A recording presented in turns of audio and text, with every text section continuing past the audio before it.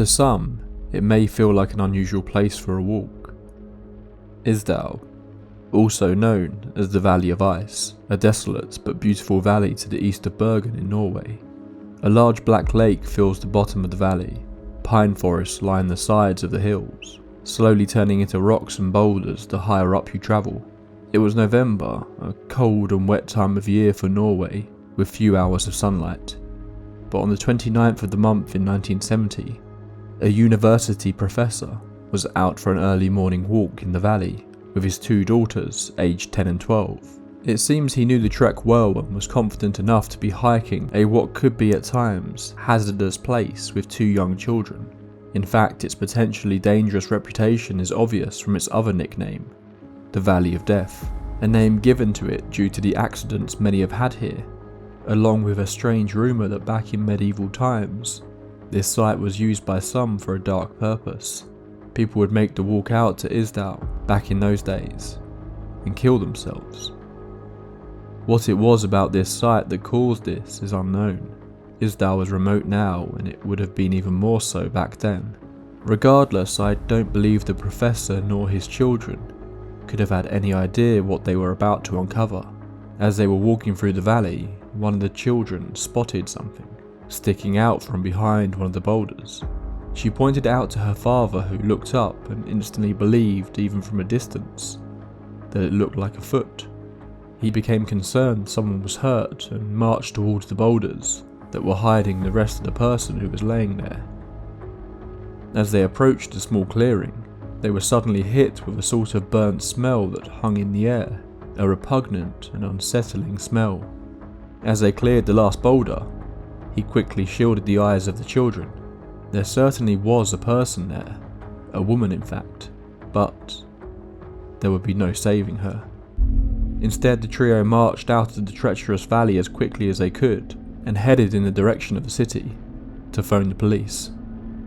A little over 2 months later, 16 men and 2 women gathered in a graveyard in Bergen as a Catholic burial was carried out. The hymn "Lead Kindly Light" carried away on the cold Norwegian air. With the exception of the priest who was conducting the service, all the other mourners were members of the Bergen police force. They watched as a white coffin was lowered into the ground. No headstone present. No one there knew the true identity of the woman who was currently being lowered into the grave. Her coffin lined with zinc so that it wouldn't disintegrate in case they needed to dig her back up. None of the people present are alive today. They went to their graves having never been able to know whose funeral they attended that day. Welcome to the tape library. Over the next 8 weeks or so, we're going to go really heavy on the paranormal topics. So I thought I would do something a little different for this episode. This is an unsolved mystery that has baffled many for over 50 years now. This is a topic that you could spend months really delving into, with so many intertwining theories and accounts. Here I've just tried to stick to the most definitive information associated with the case, but if you are interested, I strongly recommend spending some time going down this rabbit hole. But before we get into that, I just want to take a moment to thank my sponsor for this episode, Manta Sleep. Manta Sleep produces the best quality sleep masks I've ever used. As someone who suffered from insomnia for years, I know how important a good night's sleep is, and I found these really help me. The iPads are adjustable so you can position them to get total blackout. They're comfortable so no irritating pressure on your head, and come in a range of different styles, from this silky soft one to the super fancy edition that comes with razor thin Bluetooth speakers built in, perfect for falling asleep to creepy tales. If you use my link below or the code TAPE at checkout, you will get 10% off anything you order on the site. So thank you once again to Manta Sleep for supporting the tape library. And now, let's get into tonight's story. Get yourself a warm drink, dim the lights and get comfortable. It's time to get into one of the most chilling unsolved mysteries of all time. This is the case of the Isdal Woman. Chapter 1. The Body. Sometime between 9 AM and 10 AM on a quiet Sunday morning in Bergen, a call came into the police. A body had been found in Isdal Valley. A small team was quickly dispatched and sent to look for it. The first thing they noticed on the cold, crispy November morning air was the smell. Burning flesh wafted into their nostrils the closer they got. This was when they first saw the person who would soon become known as the Isdal Woman. A woman lay on the ground, around 5'3". She looked youngish, slim with broad hips, brownish black hair, and a small round face with dark eyes. While this was the description that was given of her later, it likely wouldn't have been the immediate observation they made. The more notable element was that her entire front was horrifically burnt. Clothing and skin had been peeled off, but strangely her back wasn't burnt at all. Her body contorted into what is known as a boxer pose, a disturbing posture that bodies of those who have died in a fire often take. Fists clenched and elbows and knees flexed, caused by the shrinkage of muscle and tissue by the dehydration caused by the heat. Yet there didn't appear to be any source of fire around her. Instead, placed next to the body were several of her belongings, a pair of rubber boots, one of which was burnt, 2 plastic water bottles, again that seemed to show they had been partially melted in the fire, a jumper, scarf, stocking, umbrella, purse, and a box of matches. There were also pieces of burnt paper and what appeared to be the remains of a passport holder, as well as jewellery and a watch that was stopped at the time 10 to 2. This detail appears unusual at first, but is the standard time watches on the displays are set to, indicating that the watch was never actually used. Underneath her body was a fur hat. When tested, it was revealed this did in fact contain traces of petrol, but it was only a tiny amount. No other source of the fire could be seen. There were 2 other strange elements to the scene. All the labels on the belongings had either been removed or rubbed off, and all the labels on her clothing had been cut off. This was obviously an unusual scene. The body was quickly sent to a local university hospital for an autopsy, although over the years there have been many suggestions of some sort of accident taking place, the most common of which being that she fell into a campfire. There was no evidence of a fire being constructed anywhere around the area. Because of this, the police quickly began to treat this as a murder case, but they had 0 leads. None of the possessions on the woman were identifiable, and her face was burnt almost beyond recognition. They immediately went to the press to get the word out, in the hope that someone may have reported this woman missing, or recognised some element of her description. The autopsy also revealed something curious. The fire had certainly been an element of her death. She had soot in her respiratory tract. Her skin had a red coloration that was likely caused by carbon monoxide poisoning. But then the toxicology report came back. She had drugs in her system. A lot of drugs. It was estimated that some 50 to 7 barbiturate tablets were in her system. A handful were undigested, and according to one source, some were still in her mouth when she died. The pills were linked to a sleeping pill that was apparently the most popular choice amongst women of the time who wanted to commit suicide for overdose. Although some sources report another curious detail about this, the brand appeared to be one sold in England, not in Norway. The autopsy almost created more questions than it did answers. The sheer quantity of tablets in her system seemed to rule out an accident, but was this a murder, or had the woman taken her own life? The tablets certainly open up the possibility of this being self-inflicted, but what about the fire? If it had in fact been started by petrol, then where were the petrol canisters? And why would you travel to such an unusual location, take a bunch of sleeping pills, and then light yourself on fire? But then, the police got a break. 3 days later they received a phone call. At a train station in Bergen, someone had dropped off a pair of suitcases 1 week prior, on the 23rd of November, and had not returned to collect them. Chapter 2. The investigation begins. The suitcases were opened, and the mystery of the Isdal woman suddenly began a life of its own. They quickly were able to confirm that these were her belongings, due to a pair of glasses inside that had her fingerprint on the lens. Strangely, the lenses in those glasses had no correction. They were just plain glass. Also in the suitcases were 2 wigs, fancy clothes, coats, a bathrobe, a train map with the stations between Oslo and Bergen, handwritten at the top, a compass, a pair of slippers with the word Italy barely visible inside, 500 German Deutschmarks, a sewing kit from a hotel in Geneva, and a steel spoon with a heart engraved on the back with the letters SCHP inside. a spoon that would be linked back to an Austrian manufacturer. There were cosmetics and eczema cream, but just as with her belongings at the site of her death, all the labels had either been rubbed off or totally removed. It was clear whoever this woman was, she was trying to keep her identity a secret. There was one item that did still have a label on it though, a matchbook that was linked to a well-known erotic underwear postal service in Germany. They also found a notebook that had a series of lines of numbers and letters in it. Was this some sort of code? But the detail that would really kick off the investigation was a shopping bag with a receipt in it. It featured the name of a shoe shop in Stavanger, down south from Bergen. This would be the police's first stop in attempting to uncover the mystery of the Isdal Woman. The shop worker to this day remembers serving the Isdal Woman on the 18th of November 1970. A common thing that many witnesses who were uncovered over the following weeks note was just how notable she was. The shoe store worker said she seemed like a normal woman shopping for boots. She spent a long time debating what pair to buy. He did refer to her as good looking, and that she spoke English but with some sort of accent that he couldn't identify. Another worker in the store gave a description of her to the police, stating she was about 1.70 m tall. She had dark hair down to her shoulders with a blue hairband, brown eyes, wearing a dress with a fake fur jacket.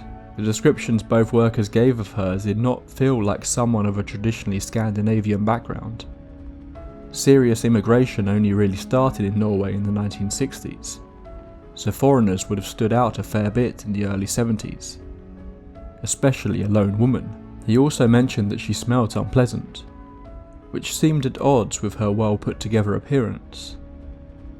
He wasn't sure what the smell was, but he later described it as being like garlic, something that also wouldn't have been common in the country at the time. The shopkeeper had to go to the basement to get her the correct size boot, and he mentioned as he walked off that she shouted out to him in a language that wasn't English. He believed it could have either been German or French, but he wasn't sure. But he was certain, based on her appearance, that she was from somewhere further south in Europe. This gave the police the impression she was not from the area, so their next stop was to begin contacting hotels in Stavanger. Sure enough, they got a lead at a hotel right by the shoe shop. They claimed that the woman had stayed there for a total of 9 days, between the 9th and 18th of November, before being taken in a taxi to the hydrofoil boat to Bergen, after a confused conversation with the driver, who claimed her English was poor. She stayed in a single room, room 615. It didn't even have a bathroom. The bellboy who worked at the hotel at the time says that he helped her take her bags to the room. In the lift, they had a brief conversation. He asked where she came from as he noticed her accent, and she said she was from Belgium. She wore lots of makeup with red lips, dark eyes and dark hair. The staff noted she rarely smiled, always looking serious. She spoke quietly but didn't seem shy. The woman stuck in their memory as it was so unusual to have a lone woman staying in the hotel. The fact that she stayed for so long was also unusual. November in Stavanger was not exactly bustling with tourists. The hotel worker who checked her in said she gave her the impression that she was there with an agenda, a purpose, not for pleasure. But she had to fill in a hotel card when she checked in, which seemingly gave the police an identity. Her name was Fenella Lorek, and she was apparently from Belgium. But when the police got into contact with the Belgian authorities, no woman by that name could be found, and her passport number was seemingly a fake. Chapter 3: The Woman of Many Names. The police now had an idea of her steps prior to arriving in Bergen, but still no concrete answers. But they were now no longer alone in the investigation. The international interest in the case had seen the Norwegian secret police get involved, something that wouldn't have been common for a murder case in Bergen. The notebook with the code was sent to a codebreaker within the military to try and decode it. Meanwhile, the police now had a sample of her handwriting, and at least 2 locations that she had visited in recent weeks, so began to widen their search to other hotels. It didn't take the codebreaker long to realise that each line in the notebook wasn't some form of sophisticated code. It was simply a personal shorthand the woman was using. Each line represented a place and a date, but the codebreaker was unfortunately unable to crack the final line on the page. It features 23N, the day she left the luggage at the station, the last time she was seen alive, but then also ML at the start and MM at the end. No one knows what these mean. Could these initials have represented a person rather than a place in this case, or a destination she was never able to reach? Soon the police had a stack of hotel registration cards from hotels within Norway, but also other countries such as France, all with the same handwriting, but all with different names. The birthplaces were all different, but all from various places within Belgium, and the cards were mostly written in German.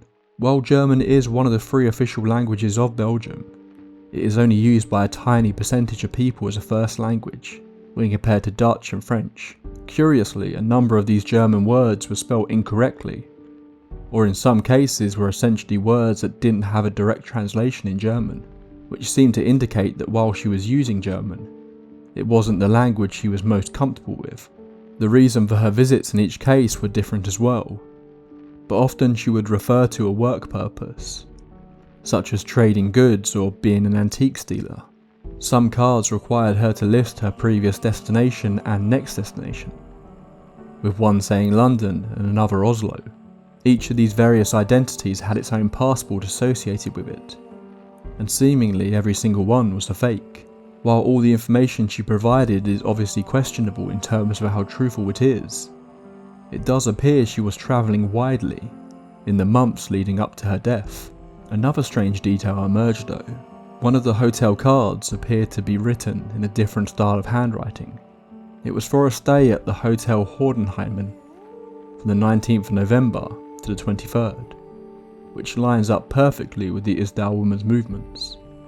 Handwriting experts were certain this belonged to the same person, however, and that this change in style appeared to be someone deliberately trying to disguise their handwriting, which begs the question, in the very last hotel she stayed in before vanishing and turning up dead, was the Isdal Woman trying to hide from someone?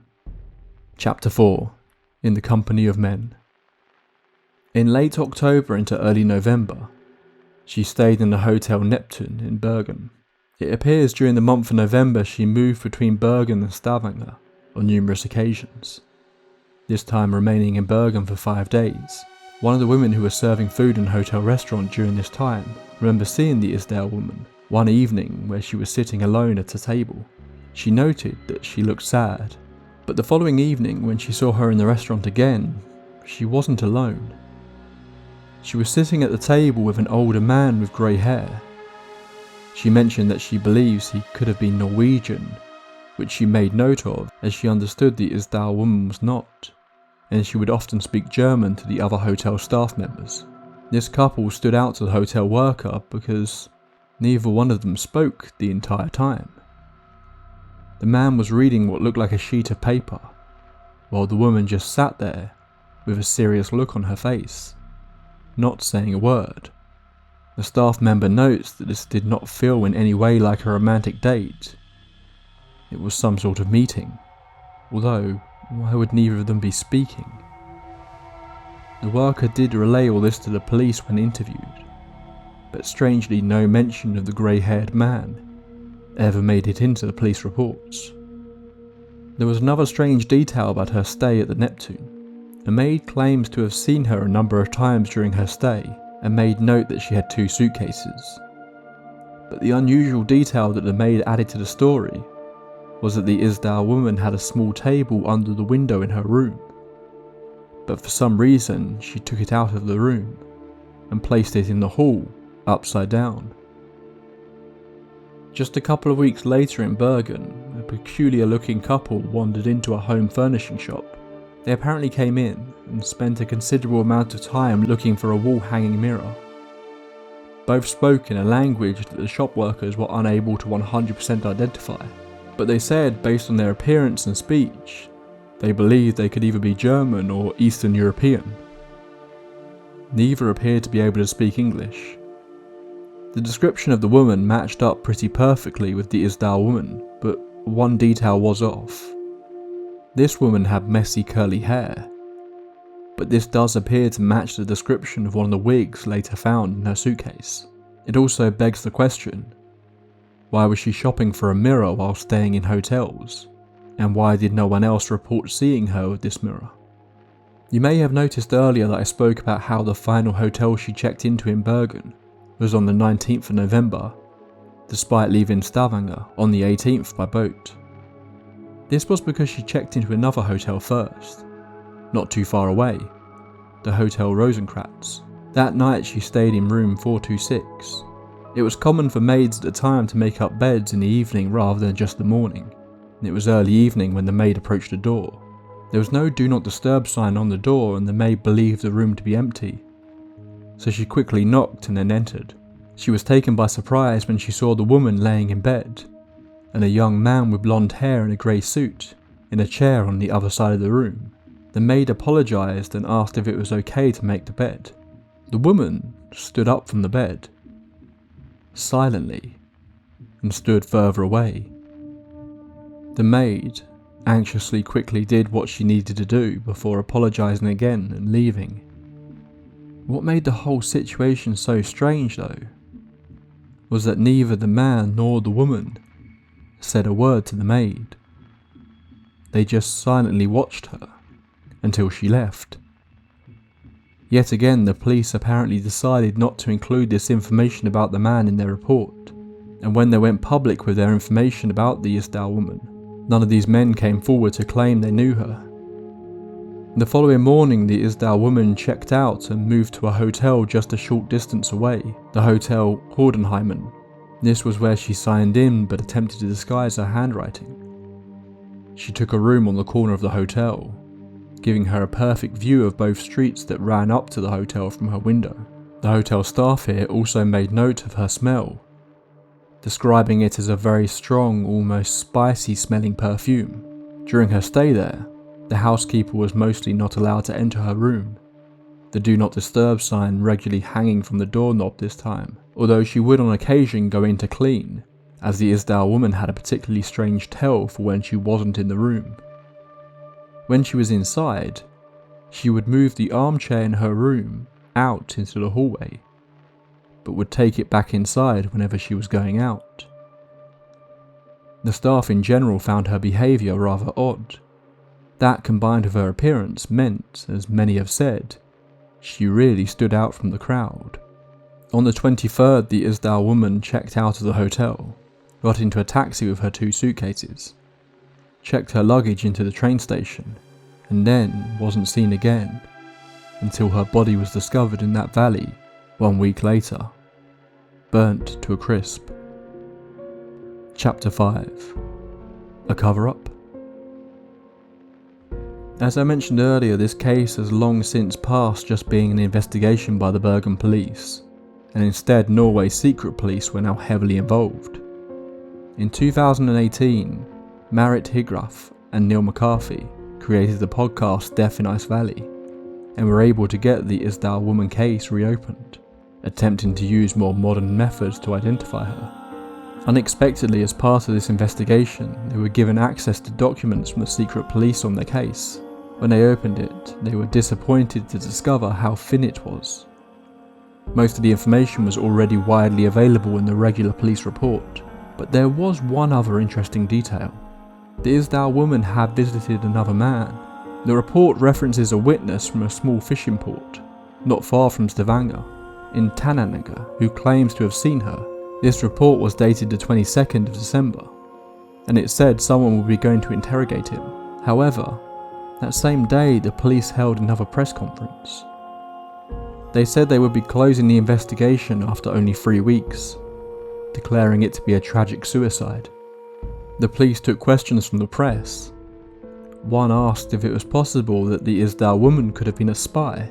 The spokesperson said that there was no evidence that this was the case. While she had been travelling extensively around Norway, they had no idea what she had been doing during this time.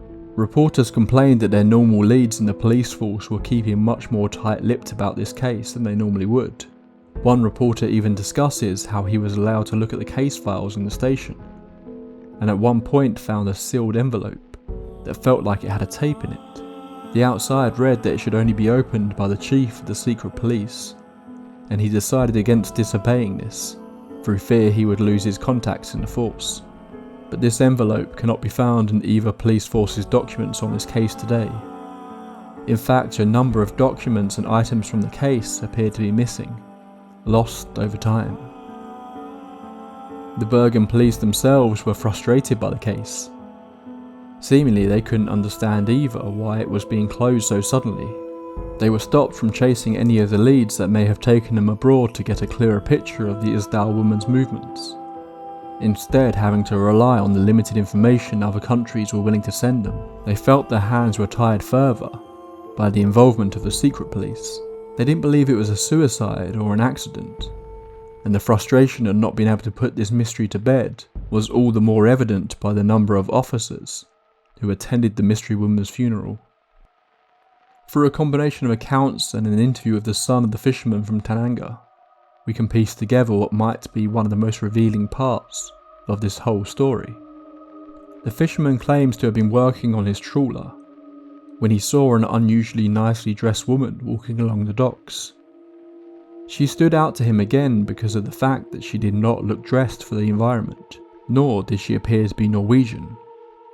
She approached a naval vessel that was docked there, and proceeded to talk to one of the officers for a long period of time. After the story came out in the press, he was convinced this was the Isdal woman, and called the police. But if anyone actually came to speak to him before the case was officially closed, seems unclear.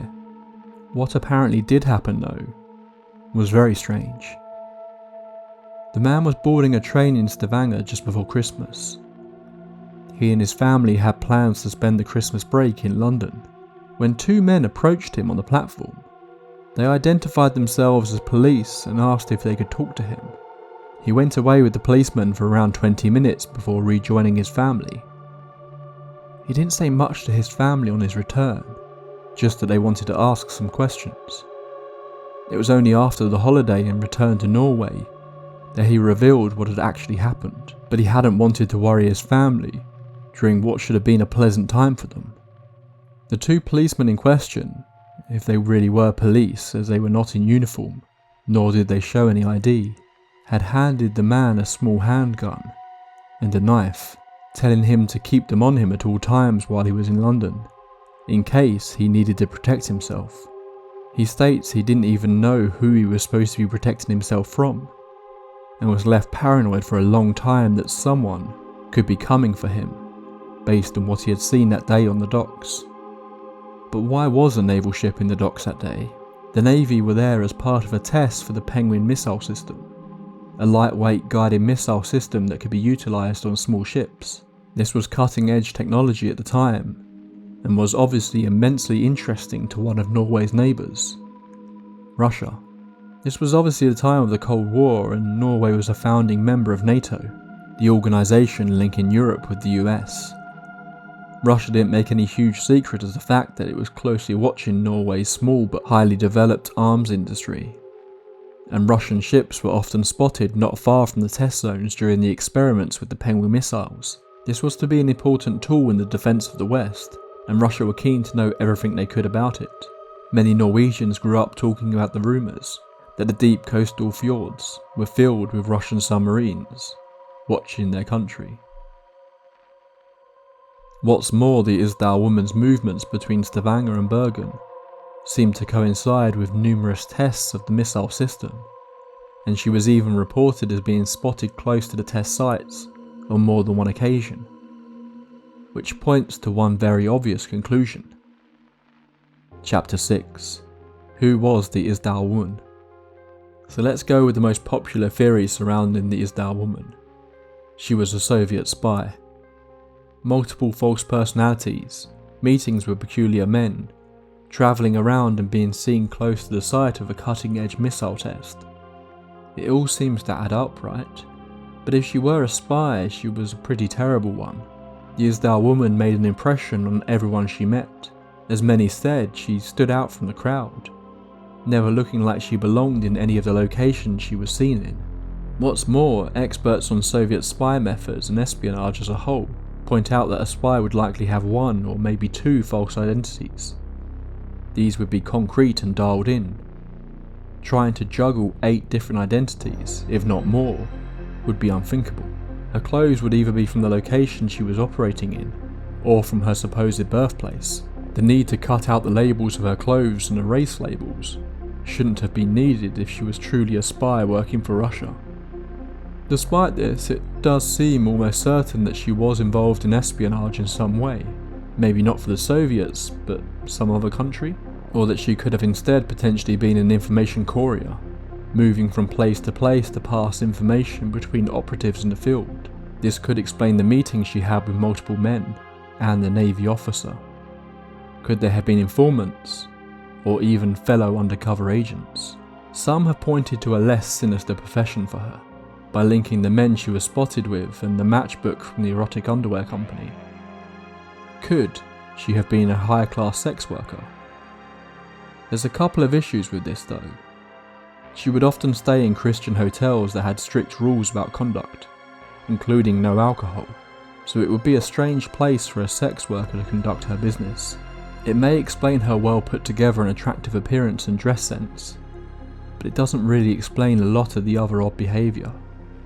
Tests have since been done on her teeth, and even DNA results run on tissue samples that have been kept by the hospital after all these years. Initially, these tests done on her teeth suggest that she was between 25 and 30 when she died, a fact that seems to fit with the rough ages she would include on her hotel cards. But a recent carbon-14 test done on her teeth, as a part of the death in Ice Valley investigation, potentially puts her age at closer to 45. Could this be a reason for her to be lying about her age? There are also links to non-state organisations. Potentially terrorist groups and specifically pro-Palestinian movements have been mentioned. Could she have been gathering information for these organisations? This may explain some of the less professional behaviour if she wasn't a true spy, and was instead working for smaller political groups. Although a lot of this seems to be based on her potentially being in the same city at the same time as a Genevan banker who supported the Palestinian resistance. But that's a whole nother rabbit hole if you want to go down it. The DNA tests and even isotope tests done on the remains of the Isdal woman in recent years does suggest she at least grew up in Germany before potentially moving to Belgium or close to it at a fairly early age. But none of this information about her origins really gets us any closer to understanding what's happened to her in that valley. After the Death in Ice Valley podcast was released, a man who lived in the area got in touch and claimed that he saw something unusual just 1 week before the Isdal woman's body was found. He was hiking close to the Isdal Valley in Floyton when he saw a woman who appeared to be a little inappropriately dressed for hiking along a mountainous hillside. He walked off and noticed 2 very serious looking men walking not far behind her. He didn't give it much thought until later, when he became aware of the Isdal woman case. I mentioned much earlier that there was one line of code that no one was able to crack in the woman's notebook. ML23NMM. Based on everything else we know, it seems certain that 23N represents the 23rd of November. But could it have been ML and MM that were walking along that mountain with her that day? And what did they get up to after the witness saw them? Unfortunately, this tale does not have a satisfactory conclusion. We still have no real idea what the Isdal woman was doing in Norway in 1970, and even less information about what happened to her deep in the Valley of Death. Only one of the police officers involved in the case is still alive, and with each passing year the likelihood of anyone living having directly known her goes down. Her DNA information is stored in databases, so maybe one day we will be able to discover her true identity if a relative comes forward. But for now, the story of the Isdal woman remains a true mystery. That's all for this entry into the tape library. I know I say this in every episode, but God, I really want to hear your theories on this one. There are countless books, podcasts, investigations and articles on this subject, so I feel I've only scratched the surface here. This is a mystery that seems to infect people's brains and just stays there because There just doesn't seem to be any conclusive answer that satisfies every aspect of the story. As I said earlier, this was something a little different for me, so do let me know what you thought of this episode. Over the coming weeks, we're going to be headed on a full-on paranormal binge to welcome in the darker months. So I hope you can join me on that dark trip into the other world. For now, if you've enjoyed this, then please do be sure to subscribe and like the video, or review the podcast. Doing this really helps my reach on all these platforms, and is a really easy way to keep me bringing you these stories for a long time. With that, all that's left to do is to thank my wonderful supporters over on Patreon. Our tape library archivists, Umiko Grimm, Tyler Michael, Tracy Torello, Sandy Lusk, Restock1731, Mira, Judith Hacker, Gabrielle, Eric Salas, Destiny M, Ash Loves Books, Alex O'Neill, Adeline, Peter McCann, Deppy Johnny, Dominic DeAngelis, Dean J. Daly, 1000th Ghost, Melissa Harrison, Simon Ulas, and Queen of Flatulence. Thank you so much for making me read that name out. The lead archivists Vaniel, Brian Baker, Old Soul Like Mine, Laura Williams, Xavier Rangel, and Alex Goldberg.